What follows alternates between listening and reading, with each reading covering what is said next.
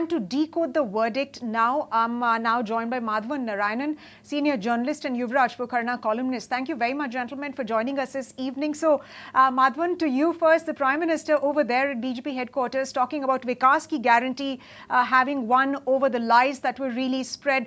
And of course, if you were tracking the election since morning, it was supposed to be, or it was expected to be, a Congress win in Haryana at least. But the pollsters have gone horribly wrong. This is definitely not the first time. But what really happened? What changed within just 2 hours? Well, all I can say is that, as I was saying in another channel, Congress has become the hare in the hare and tortoise story that we heard as school children. It went to sleep confident about victory, but has been rudely woken up by the verdict. Yet, there's a lot in the verdict that shows that the kind of stuff that we heard from Mr. Modi just now is not really valid, because although it is true that BJP is very strong and there's a lot that Congress takes for granted, it is equally true that the game has become neck and neck to a point where every inch has to be fought and won. And Congress lost that plot somewhere. 3-4 points that stand out for me. First is that, for me, Congress seemed more confident of victory than afraid of defeat. There's a difference between being afraid of defeat and being desirous of victory. So when you don't fear anything, you make some marginal mistakes that prove to be very costly, like dropped catches in a cricket match. In my opinion, Congress dropped at least 3 catches in this game in Haryana. The first is that internally, it gave too much authority to Mr. Bhupinder Singh Hooda, who, in spite of his hard work and leadership qualities, failed to consolidate the Jat vote as a community leader, because I've been looking at some of the data and I find that the Devilal belt Sonipat area has voted in favor of BJP, which is, and he has therefore not inherited the Devilal mantle, as I mistakenly thought after the exit poll. Then the Bhiwani belt, again, Chaudhary Bansilal's granddaughter has won and for the BJP. And therefore, there's a lot that he failed to do there.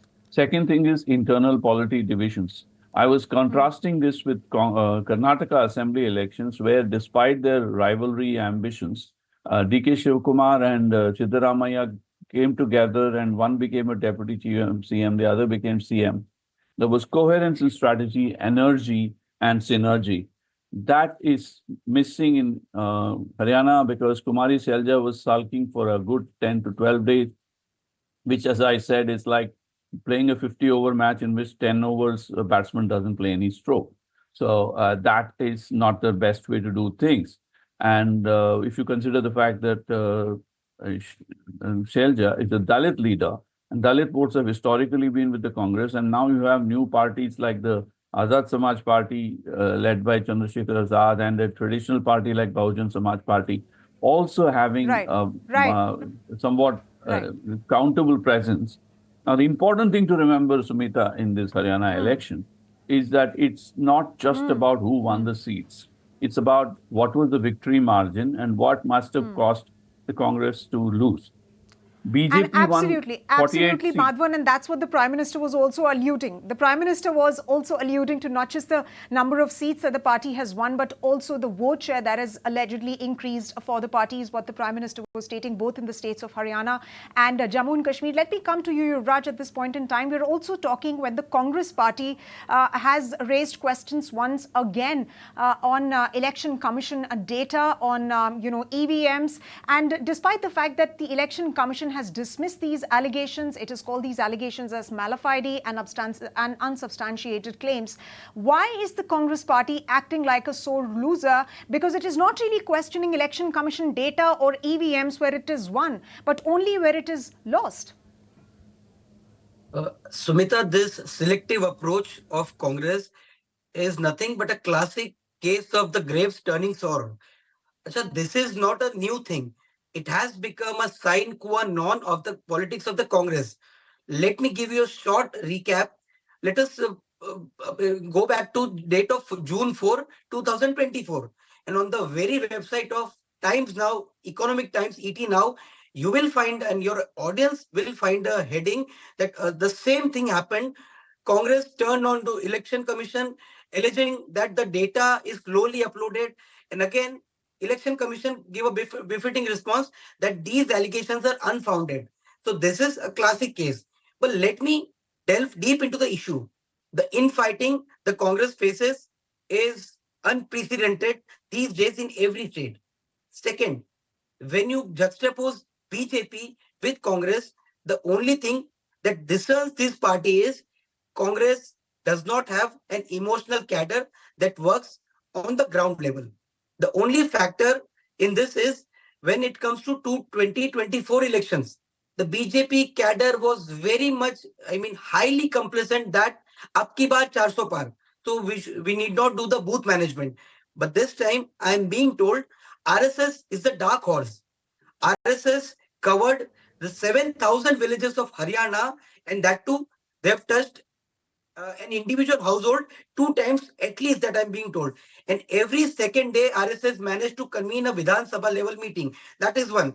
And if you see the Congress campaign, there is Kumari Shelja, mujhe CM Right. manna hai. There is Hooda ji, mujhe CM manna hai.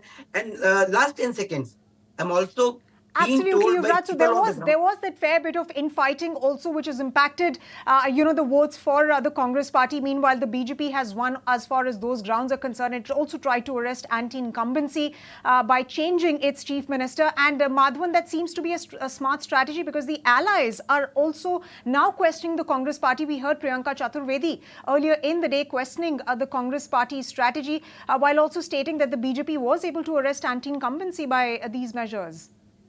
Yeah, in fact, it's absolutely right, Mr. I just heard Mr. Pokharna say some very interesting things about village level, constituency level campaigning by RSS, which means the RSS BJP combination did not lose sight of the fact that there was always a chance for victory.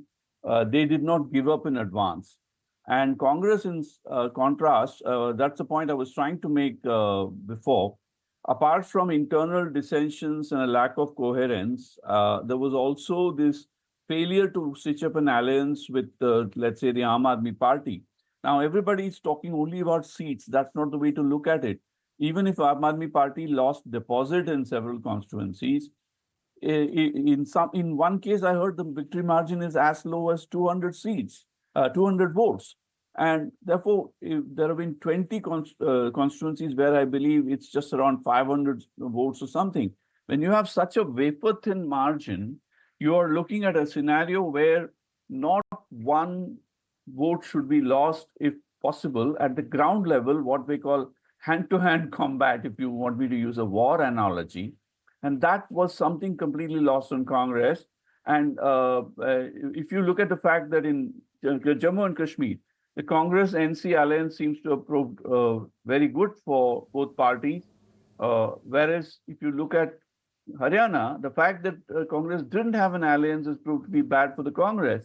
Therefore, overconfidence is something that is clear. Yes. Congress wants to have the cake and eat it too. It wants to be an India alliance preeminent leader. At the same time, still has this temptation to be the grand old party that it used to be. So where is the catch? It does not have the organizational it did lose backup. that. It did lose that track. It did lose, the ground that it had gained after Lok Sabha elections. And I want to now take this question across to Yuvraj. So now, what is the narrative that is getting built up, Yuvraj, now? Because there was a sense after Lok Sabha elections that BJP, which had expanded massively, it seemed to be receding to its core areas, and it was seen to be the brand of Rahul Gandhi that was catching up. But now, which way is national polity headed? Is there a wave still, would you say? And how does this really impact the upcoming assembly elections, particularly those in Maharashtra? Sumita, I would beg your indulgence for a couple of minutes, at least 2 minutes. Let me expand this. The first thing that I see is the Indian electorate, especially the Haryana in case study now, has learned the art of discerning perception from reality. Let's just say Rahul Gandhi can project himself to be a macho, to be the new age politician, to be a very mature politician. But Haryana has seen through the Khatakat model of Rahul Gandhi, which completely collapsed in Haryana. And on the contrary, people now know that Modi ki guarantee hai. Even if Kisan Samman Nidhi is promised as low as 6,000 an annum, but they are satisfied that they are assured that we will get 6,000, period. Second, I think the discord between RSS and BJP is settled. Third, organizationally, still Congress has miles to cover. Fourth, Haryana is known to be a land when people across caste, creed, sect, religion greet each other with Ram Ram. And the excessive indulgence of Congress with the minority, especially with the Muslim section, I think this is Congress, Haryana's befitting reply to the Muslim appeasement of the Congress. And I think somewhere the Hindu votes have consolidated thanks to, I'll give the credit to PM Narendra Modi and Yogi Adityanath. The infamous adages ke Hindu batenge, cutting and all.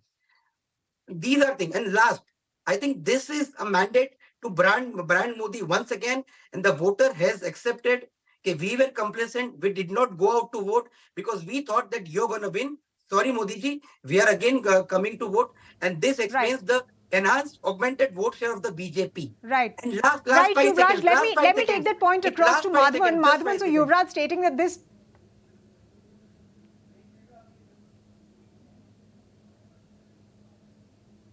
Yuvraj, go ahead. I think this is a befitting response to the caste panacea that was touted by and tomtowned by Rahul Gandhi. Right.